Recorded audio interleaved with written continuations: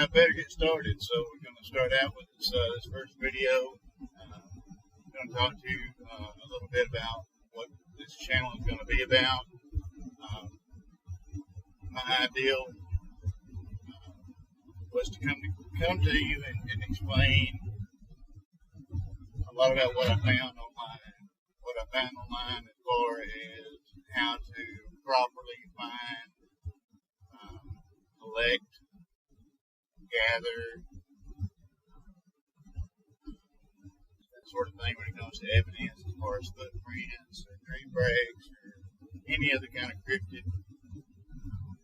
evidence that you might find out there, audio, lots of different things. I found lots of different sources for information. I had a hard time finding one location that I could find everything, so I gathered the information for myself. That being said, I decided that it would be a good idea to start a channel because people need a place that they can go and find reliable information on how to go, where to go, what to do when you do go, as far as gathering information or evidence. I've listened to a lot of different places, a lot of different YouTube channels. I've really been inspired by a group of folks over at the Vault of Nightmares, and I really think that group of guys and girls have something pretty phenomenal. They all have different lives, different experiences, and they get together and they share their information, they share their ideals, and even though they may have different opinions on things, they're not afraid to discuss it. And it's not an argument, it's always a discussion. And sometimes, the opinions will vary, but in the end, they will usually come together and decide, well, this way is a good way to look at things, or it may be a new way to see things. And I can appreciate that. It's not an argument. It's not one person say, well, my idea is the best because it's mine. It's people getting together and discussing something. And a lot of times, that's growth. That's what YouTube should be about. That's what all the channels that are out there should be about, is educating each other, the public, and coming together so that you can educate each other. So because these guys have offered to help me in any way that I've needed, I have really appreciated that opportunity, and I'm going to ask them for help when I see it, and I see that I need it. In the meantime, the best thing to do is, as I heard one YouTuber say, punch fear in the face and just start putting out videos. So I'm not a public speaker by any means. As you can tell, I'm not very polished. In fact, as you can tell, I'm a truck driver. So I figured this is the best opportunity that I have to get started. So you get to see me in my daily chore, which is driving a truck, which is in all actuality at night. So I'm actually driving down the road at the end of my shift and headed toward my house so that I can get rest up for my next shift. So I'm taking advantage of this trip, this time, so that we can get a video started. So back to what this channel is going to be about. I think it's important that we share information with each other. And like I said, I've looked all over the internet for the last 10 or 15 years, really. And I found a lot of good sources. And like I said, because all these sources are in one spot, I thought it would be a good idea to gather the information that I have and put it out for you guys in one place. I'm not going to say this is an all-inclusive, the perfect spot to stop, but I'm going to do my best to put everything together for you here. Part of that experience is being prepared, and anytime that you're out collecting evidence, you need to be carrying a bag with you. You need to carry what I would consider to be a go bag, and that should have your important things. You should have ways to make fire, ways to carry water, purify water, gather water, keep water. Okay, you should have a temporary shelter just in case you might need it. You might carry rain gear in there so that just in case, it may be a sunny day, but something might happen. You might get off in the middle of the woods somewhere, step off in a hole, twist your knee or your ankle, break a leg. Any number of thousands of things can happen, and I'm not trying to put that on you, and speak it into existence, but I believe that we should be prepared. That's my military background, and it's also the background from my grandfather, my dad, teaching us as kids how to be in the woods and to be prepared for any situation. So one of the things that I'm going to be doing is I'm going to be talking about building a bag, a go bag, a bag to carry with you every time that you go in the woods, all the different things that you can put in there. And I'm going to suggest several different things, and I'm going to suggest to you, and I think it's a hell of a good idea to have multiples of redundancy, which means that if one thing fails, then you have a backup, and then you should have backup for your backup. Well, the military teaches triple redundancy. It means you should have 3 ways to make fire, 3 ways to gather water, 3 ways for shelter, 3 ways for first aid, 3 ways for navigation, and so on and so forth. But I'm kind of a pyro, I guess. I like making fire and having fire. Fire is an important thing for me. So I have many ways to make fire. So I believe in building kits. Fire is my first thing that I want to talk about, and there are a lot of different opportunities out there to make fire. A lot of quick ways to make fire. I'm going to talk to you about instant ways to make fire. A big lighter is an old standby. A Zippo lighter is a good one. In fact, I prefer a Zippo over a big, but I actually have both. I have a spark wheel, and I have tinder tabs, and several different kinds of tinder tabs. I have wet fire, lots of commercially made quick fire options. I have UCO matches, storm matches, storm-proof matches. I've got plasma lighters. I'll show them all to you. All that being said, I do believe that if you're like me, then you need to not only count your dollars, but count your cents. That being said, I made a trip to the Dollar Tree to gather some supplies so that I could show you how to put together a fire kit on a budget.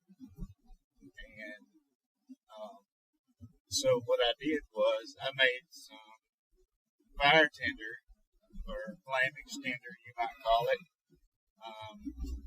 And what I did was I got some cotton products, cotton swabs, cotton balls, cotton makeup pads that are really good, good tinder. They take a spark really well. And one important thing about cotton, it takes a spark easily, but you can also put things on it to help the flame to not only catch quickly, but to burn a little longer. You can add oil, you can add starter fluid, you can add jelly. You can do all sorts of things.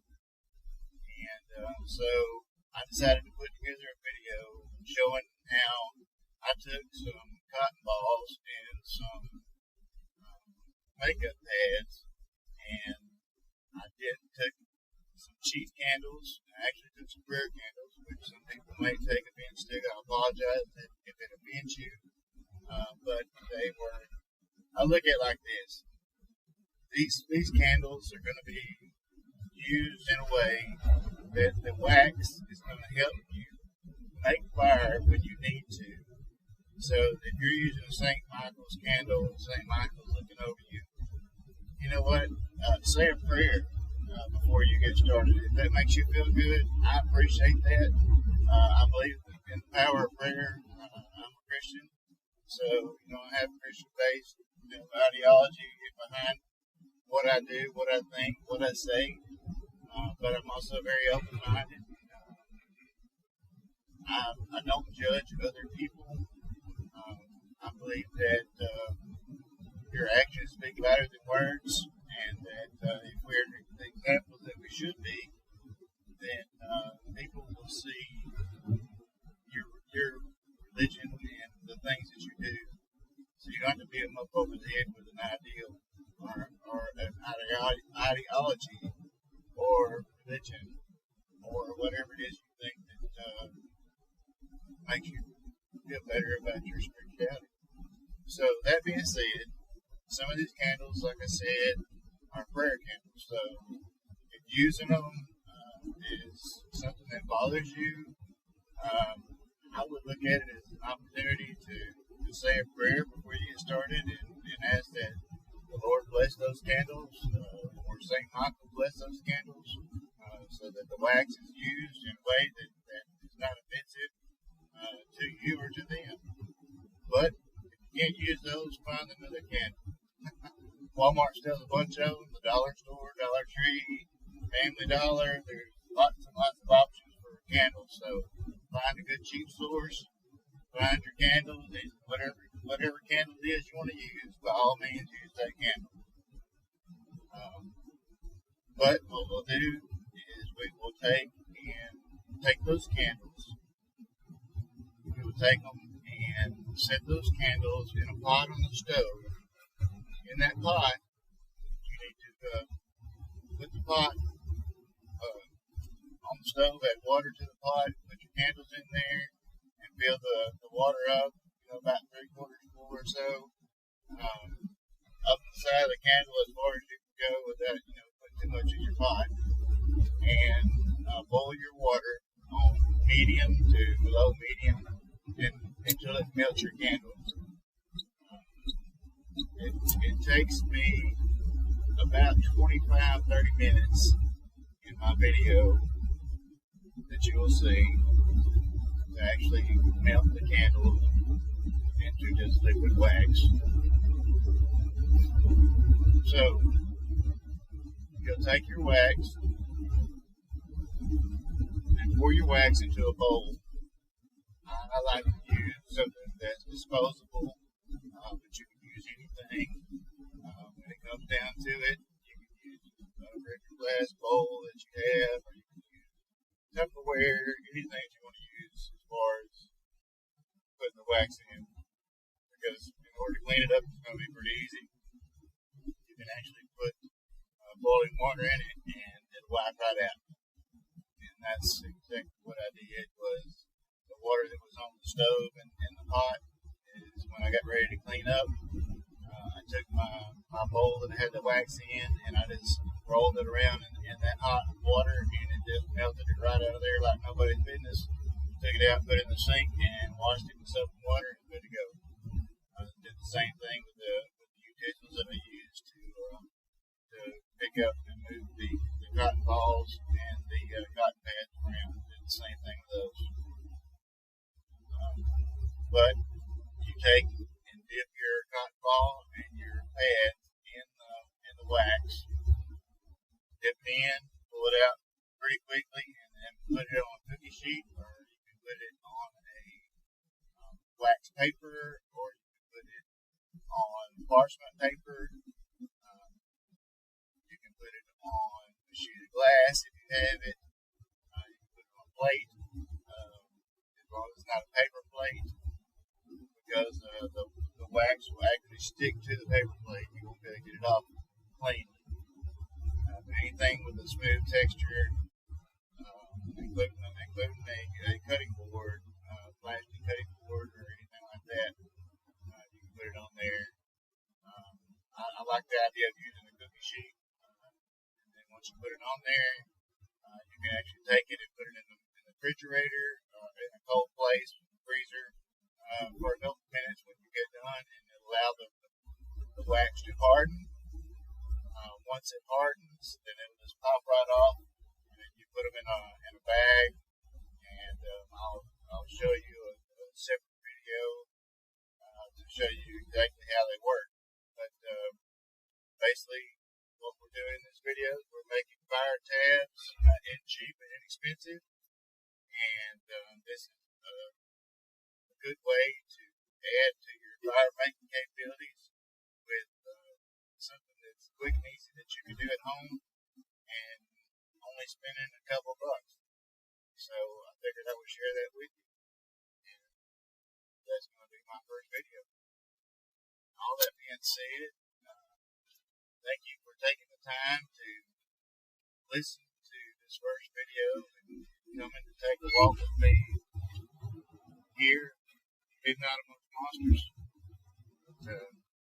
It's going to be my great pleasure to spend time with you guys, help educate you, share information with you on things that I've learned, things that other people have shared with me, other channels have shared with me, and try to share the wisdom that I've gained.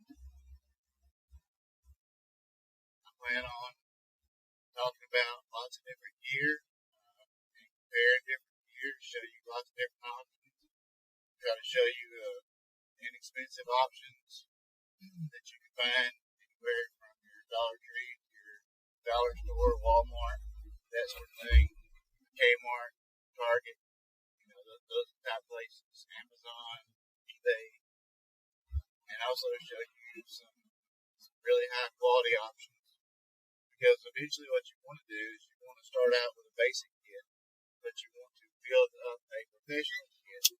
Now, that's something that you know that you can depend on no matter where you purchase it. You're gonna end up with tools, and that's what this is. You're building a toolbox that you can use that's going to go with you from now on. And so, once you build it, doesn't mean that you stop. That just means that you begin to upgrade your kit as you can afford to, add to your kit as you can. And just replace the cheaper, less expensive, less quality items with the next level of quality. And that's what you want to do with every aspect of your kit. But you have to start out with the kit before you upgrade it. So that's what we're going to do. I think that's going to be a good option that really is not really spoke about a lot. And it's either one or the other. Either going to a prepper page or a camping page or a hiking page to learn about all the different equipment that's out there. But I think it's important to have this gear, this kit, with you while you're doing what you're doing, because you need to be able to render first aid to yourself if you're out by yourself. You need to have options for communication with people that can help you. And so it's always good to make sure that you have a good charge on your phone, that you have a backup battery power source that you can plug your phone in. If you don't have GPS on your phone, you need to carry a tracking device with you. It's going to show you a tracker that you get off Amazon for right at $17, I believe. I actually have one I'll show you on another video. And that is another item that you can always upgrade. That's a good, inexpensive piece of gear that I believe everybody should carry with them. I wouldn't necessarily, want Uncle Sam or our government to track everywhere that I go, so I don't always have tracking turned on all my devices. That being said, when I'm headed off into the woods, one thing I will do is make sure my tracking is turned on, so that if I need it, I can get help. So, that's a whole other video. We'll talk about that, when the time comes. But I'll also be sharing experiences that I've had with cryptids during my life, and I will be interviewing other people about their cryptid experience. And I had talked to the Vault of Nightmares, and he had told me that he would be happy to come on and interview with me. So I'm looking forward to having him on and talk to him, as well as several other folks on that group, folks that have had cryptid experiences and paranormal experiences. That's something that I will be discussing on my channel. And I hope to have guests on my channel to talk about their experiences. So if that's something that you have experienced and you would like to share that with me, feel free to email me at midnightamongstmonsters@gmail.com, and I will read your email and tell me your story. And if you'll let me in your contact information, I'll call you and we can get together and visit on that. And I'll take your information down. And really, what I would like to do is put together a sighting map eventually with people that I personally speak with, to add to other people that have also put together sightings maps in their areas. And eventually, I think that the whole group as a whole getting together and putting this information together can put together a pretty sizable map. And I hope to be a part of that. And I think that's something that the community should do, to try to educate the public about where they are and what they're surrounded by and what kind of activity is in the woods around them. I think that's good information to know. And so if you have, like I said, one of these cryptid sightings or experiences that you'd like to share with me, or a story, even if you don't want to give your name, you want your name to be kept private, I will by all means keep your name and the actual location private, but I would like to have the information for the journal, so that eventually, even if it's kept completely quiet about who it is, I have a general idea on a big map. I can say, okay, well,